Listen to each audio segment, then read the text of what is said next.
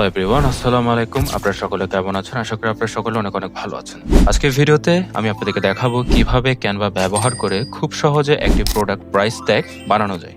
Price tag হলো সেই level যা প্রোডাক্টের সাথে সংযুক্ত থাকে এবং প্রাইস, ব্র্যান্ডের নাম, সাইজ বা অন্য তথ্য দেখায়।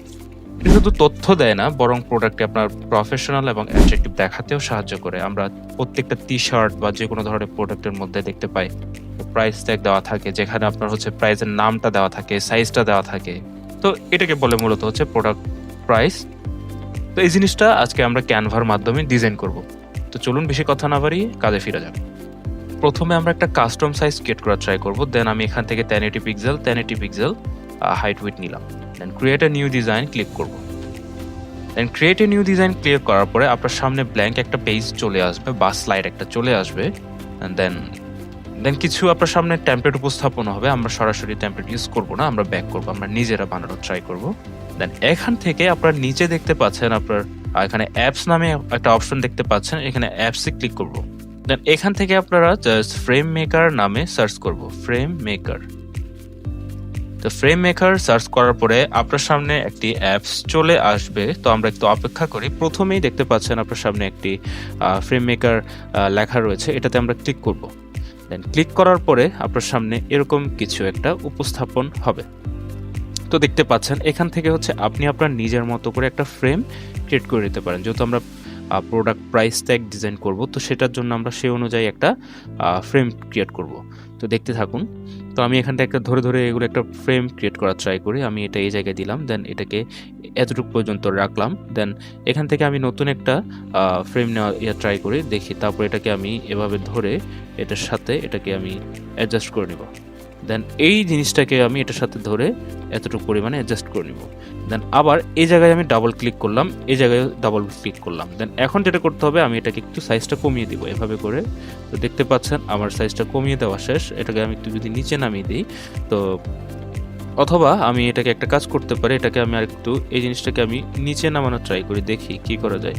তো আমি আচ্ছা, আমি যদি একটু এ পাশে নিয়ে আসি, এটাকে একটু এ পাশে নিয়ে আসি, না ভালো লাগছে না, আগেরটাই ভালো ছিল। তো আমি এভাবে দিলাম। দেন এটাকে একটু দেখি কি করা যায়। তো আমি জিনিসটাকে এতটুকু পরিমাণ পর্যন্ত রাখলাম। দেন আমি এখন নিচে গিয়ে দেখতে পাচ্ছেন এটাকে অ্যাড এ ডিজাইনে ক্লিক করলাম।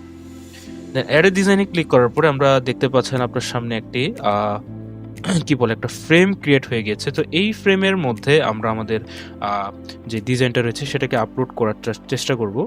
তো দেখতে পাচ্ছেন এখানে যদি আমি রিপ্লেসে ক্লিক করি, রিপ্লেসে ক্লিক করার পর দেখতে পাচ্ছেন এখানে অনেক কিছুই শো করছে। এখানে আপনার আপনি এটাকে একটা কাজ করি, এটাকে যেহেতু আমরা এ পাশ ও পাশ দুই পাশ দেখাবো, তো আমরা এটাকে আরেকটা কপি করে নিই। এটাকে আমরা এখানে ক্লিক করার পর দেখতে পাচ্ছেন আমার দুইটা হয়ে গেছে। এখন দুটো হয়ে যাওয়ার পরে আমি একটাতে হচ্ছে ফ্রন্ট পার্ট, একটাতে হচ্ছে ব্যাক পার্ট দেওয়ার ট্রাই করব। আপনার নিজের মতো করে দিবেন। আমি এখানে আমার একটা টি শার্টের ডিজাইন দেওয়ার ট্রাই করি বা র্যান্ডম কিছু একটা দেয় করি। তো আমি এখানে ডবল ক্লিক করব। দেন এটাকে আমি স্মার্ট ক্রপে ক্লিক করার পর এটাকে স্মার্টভাবে আমি আবার ক্লিক করলাম। তো এটাকে দেখি কি করা যায়। তো আমি একটু এটাকে ছোট করে দিই। আমি জাস্ট র্যান্ডম কিছু একটা ট্রাই করছি, ওকে। দেন এটাকে আমি এই বরাবর করে রেখে দিলাম। দেন ডান ক্লিক করলাম। আমার এক পাশে থাকলো এই জিনিসটা, অপর পাশে থাকবে এখানে আমি কিছু একটা অ্যাড করার ট্রাই করি। আপনারা যদি আবার নিজের থেকে ডিজাইন দেওয়ার ট্রাই করবেন। আমি এখানে ক্লিক করলাম, সেল নামে সার্চ করলাম, যেহেতু আমরা এটা সেল করার জন্য ইউজ করব। তো দেখতে পাচ্ছেন এই জিনিসটা হচ্ছে প্রোডাক্ট ট্যাগ। তো এই জিনিসটা হচ্ছে প্রোডাক্ট ট্যাগ। তো আমরা দেখি কি করা যায়। এখান থেকে আমরা একটা খুঁজে বের করার চেষ্টা করি পারফেক্ট থেকে। তো বন্ধুরা, আমি এই জিনিসটাকে সিলেক্ট করে নিলাম। দেন সিলেক্ট করার পরে এটাকে আমি একটা কাজ করতে পারি, এটাকে আমি ডাবল ক্লিক করলাম। দেন ইমেজটাকে আমি দেখি কি করা যায়। এখান থেকে আমি ক্রপ করে স্মার্ট ক্রপে যদি ক্লিক করি, আচ্ছা এই জিনিসটা আমার হচ্ছে না, আমি অন্য একটা কিছু নেওয়ার ট্রাই করি। তো বন্ধুরা, আমি এই ডিজাইনটা আবার ক্লিক করলাম। দেন এখানে আমি এটার সাথে ডাবল ক্লিক করার পর এটাকে আমি কাস্টমাইজ করে নেব। তো দেখতে পাচ্ছেন এটাকে আমি একটু বড় করে দিই, এভাবে করে বড় করে দিই, বা এখানে আপনি যে কোনো কিছু দিতে পারেন। দেন দেওয়ার পরে এটাকে আমি যদি ওকে দিই, দেখতে পাচ্ছেন আমার যে প্রোডাক্ট প্রাইস ট্যাগ লিস্টটা রয়েছে, প্রোডাক্ট প্রাইস ট্যাগটা রয়েছে, সেটা কমপ্লিটলি ডিজাইন হয়ে গেছে। এখন এটাকে আপনি সরাসরি ডাউনলোড করে নিতে পারেন। এখানে ক্লিক করার পর দেখতে পাচ্ছেন এখানে ডাউনলোডের অপশন চলে এসেছে। আপনি এটাকে যেহেতু এটাকে আপনার প্রিন্ট করবেন, তো সেক্ষেত্রে আপনি পিডিএফ প্রিন্ট করতে পারেন বা আপনি চাইলে সরাসরি জেপিজি ফাইল ডাউনলোড করে নিতে পারেন।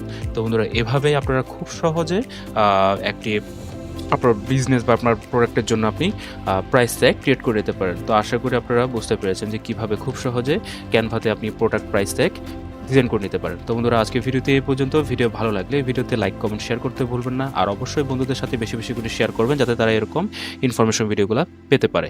তো সে পর্যন্ত ভালো থাকবেন, সুস্থ থাকবেন। দেখা হচ্ছে নতুন কোনো ভিডিওতে। আল্লাহ হাফেজ।